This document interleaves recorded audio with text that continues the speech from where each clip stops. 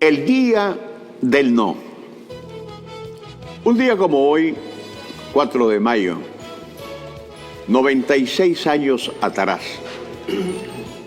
la decisión de un pequeño hombre, pero luego un gigante inalcanzable para la posteridad de los tiempos, determinó que Nicaragua sería libre, soberana e independiente, y que su territorio sería única y absolutamente de los nicaragüenses. Desde mi punto de vista, prefiero llamar a esta fecha 4 de mayo, el día del no de Sandino, y no del pacto del Espino Negro, porque tiene un significado mayor que aquella punzante traición que por un oscuro acto de deslealtad y servilismo pretendió poner a nuestra nación como una estrella más en la bandera de los Estados Unidos de Norteamérica. La guerra constitucionalista en la que jugó un papel beligerante el general José María Moncada, jefe del Ejército Liberal Constitucionalista, con la firma del Pacto del Espino Negro supuso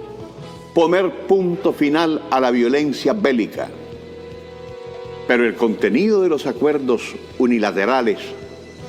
redactados entre compadres, entre amos y vasallos, donde la batuta la tenía Henry L. Stimson, representante del gobierno estadounidense del presidente Calvin Coolidge, no satisfizo para nada a quien en ese momento, junto a otros 29 campesinos, nombrado por sus hombres como general, estaba formando el naciente Ejército Defensor de la Soberanía Nacional, el pequeño ejército loco, que no aceptó la deposición de las armas y se fue a enmontañar, porque el Espino Negro era en realidad una espina negra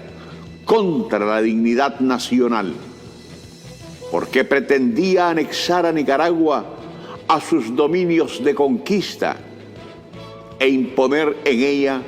a un presidente a la medida de sus caprichos, para formar una Guardia Nacional igualmente a la medida de sus intereses,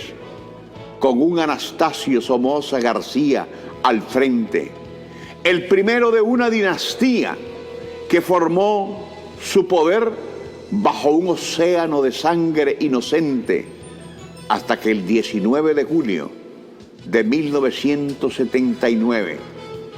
que con el rojo y negro de Sandino se rescató la bandera azul y blanca, que es de todos los nicaragüenses y por la cual sobran los que con ella siempre defenderán la dignidad nacional. Aquel pacto del Espino Negro, llamado así porque se firmó bajo la sombra de un árbol conocido por el mismo nombre en Tipitapa, y amarrado entre el amo imperial y su más grande lacayo de aquel tiempo, Adolfo Díaz, por entonces presidente de facto de Nicaragua, resumía únicamente la voluntad del enviado por Washington y en consecuencia del imperio,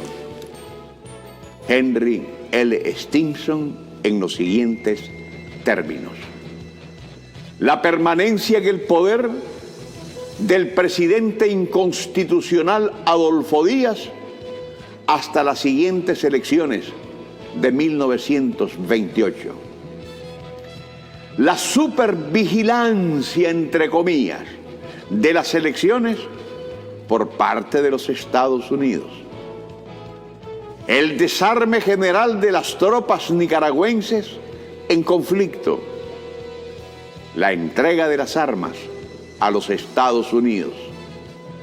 La creación de la oprobiosa Guardia Nacional de Somoza, que tuvo al pueblo nicaragüense bajo una férrea dictadura militar por 45 años. El entonces surgente general de hombres libres, Augusto C. Sandino, hecho general por sus hombres, golpeó la mesa, mandó al carajo a Moncada, que para ofensa y de remate ofrecía $10 a todo aquel que rindiera su fusil ante el procónsul imperial, y así 30 hombres junto con él terminaron la guerra constitucionalista y empezaron la guerra de liberación por la dignidad nacional. El general Sandino reaccionó públicamente al Pacto del Espino Negro a través de una proclama muy clara y llena del más absoluto patriotismo. En su parte medular sostiene: el 4 de mayo debe ser efectivamente día de fiesta nacional, no porque en ese día Moncada haya vendido al ejército liberal, del cual era general en jefe, como una partida de bestias. Debe ser fiesta nacional, porque ese día Nicaragua probó ante el mundo que su honor nacional no se humilla, que le quedan todavía hijos que ofrendarían su vida por lavar la mancha que sobre ella echen los traidores. Le manifesté nuevamente que yo sería uno de los opositores. Con su palabra fácil, Moncada procuró convencerme de una vez respecto a la claudicación, diciéndome que sería una locura pelear contra los Estados Unidos del Norte, porque es una nación muy poderosa, que tiene 120 millones de habitantes, que yo no podría hacer nada con 300 hombres que tenía a mi mando, que nos sucedería igual que a una presa que está bajo las garras de un tigre y que cuando más se mueve, más le ahondan las uñas en la carne. Sentí un profundo desprecio desde ese momento por Moncada. Le dije que yo consideraba un deber morir por la libertad, que ese era el símbolo de la bandera roja y negra que yo había enarbolado. A partir de ese momento, amigos, Sandino, con su pequeño ejército loco, partió nuevamente a San Rafael del Norte en Jinotega y comenzó la Guerra de Liberación Nacional, que duró desde el 4 de mayo de 1927 hasta el 21 de febrero de 1934, fecha en que Sandino es traicionado y asesinado por orden del gobierno de los Estados Unidos a través del entonces director de la Guardia Nacional, general Anastasio Somoza García. Pero desde entonces, en aquel momento que decidieron asesinar a Sandino, lo que hicieron fue hacer nacer al sandinismo. El sandinismo es, desde mi punto de vista, la etapa superior del liberalismo. Sandino fue liberal. Y aquel liberal que, habiendo nacido aquí, nunca conoció la historia, jamás se enteró de la vocación nacionalista que el general de las Segovias nos inoculó con sus pensamientos, sus acciones y con aquella dignidad de saberse pequeño y limitado frente al monstruoso poder del imperio, pero de corazón inmensamente gigante ante el plan invasivo, colonial e interventor en asuntos que gracias a él hoy son única y auténticamente nuestros. El sandinismo, más allá del contexto partidario que de él tenga el FSLN, es una visión socialmente pragmática, lanzada al futuro, porque es un pensamiento dinámico que no está anquilosado en formatos ideológicos obtusos que políticamente hasta te imponen una camisa de fuerza, sino que el sandinismo es una evolución constante que, teniendo como base la dignidad y el decoro nacional, siempre terminará siendo una actitud patriótica frente a toda forma de agresión externa o interna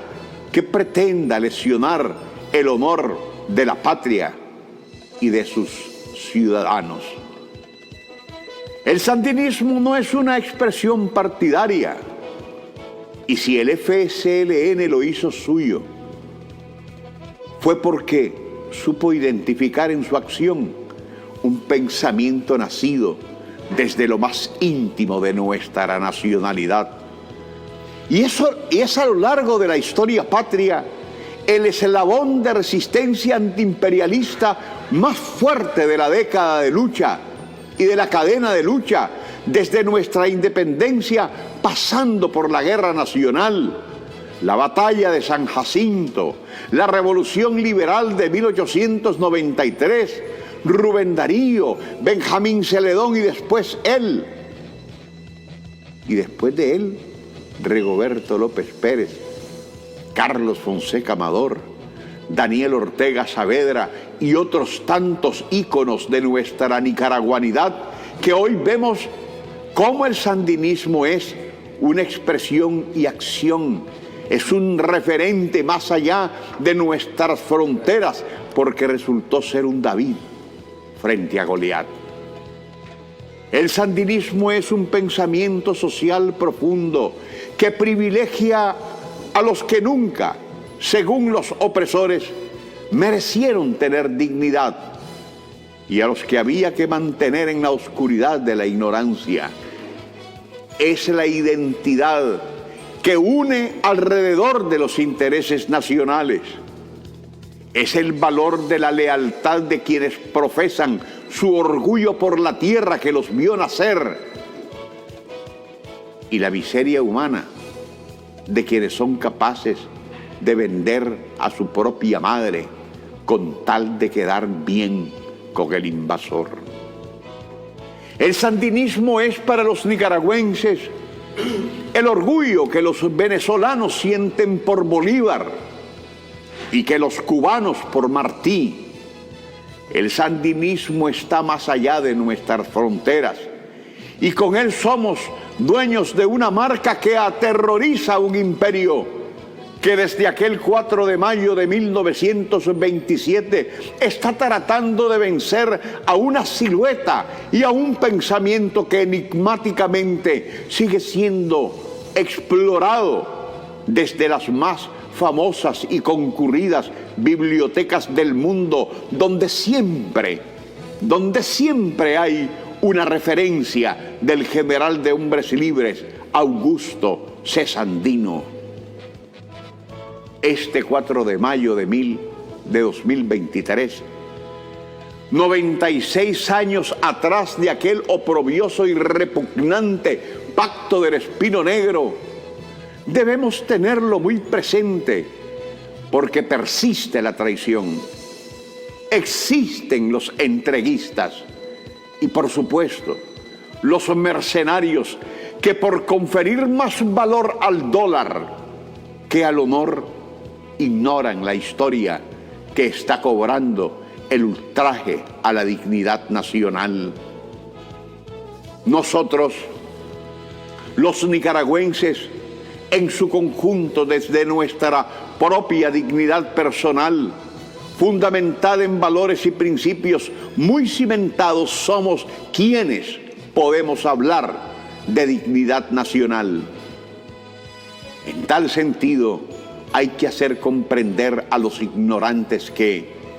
la dignidad nacional es la cualidad inseparable del honor y es sentir el decoro de ser nicaragüenses,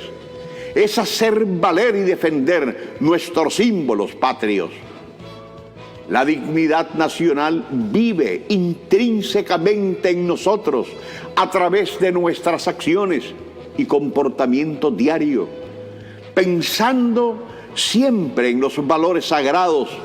del interés de la nación, de manera que impida en todo momento aceptar propuestas ajenas al interés de la nación. La dignidad nacional indica respeto y estima para nuestros compatriotas y se materializa por el efecto positivo de que nuestras decisiones deriven para tratar al ciudadano como personas, como seres humanos y nunca como cosas. La dignidad nacional estimula la sensación de plenitud y satisfacción para ir contra su contrario, que es la esclavitud, ya que esta práctica inmoral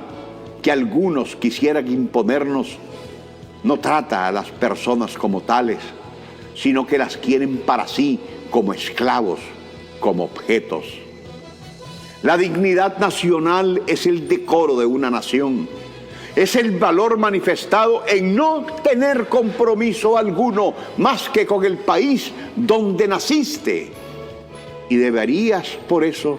sentirte obligado a cumplir con el deber que impone el honor y el patriotismo para ser beligerante en la defensa de tu nación ante quienes se la pretenden quebrantar y traicionar por intereses mezquinos. La dignidad nacional es tener a la lealtad como expresión de fidelidad a los principios de nuestra nación. La lealtad a la patria es un deber asumido por quienes tenemos a Nicaragua donde está, aunque no dejen de existir los vendepatria que la quisieron como territorio anglosajón. Pero para desgracia de estos, hay quienes defendemos a la patria, a sus leyes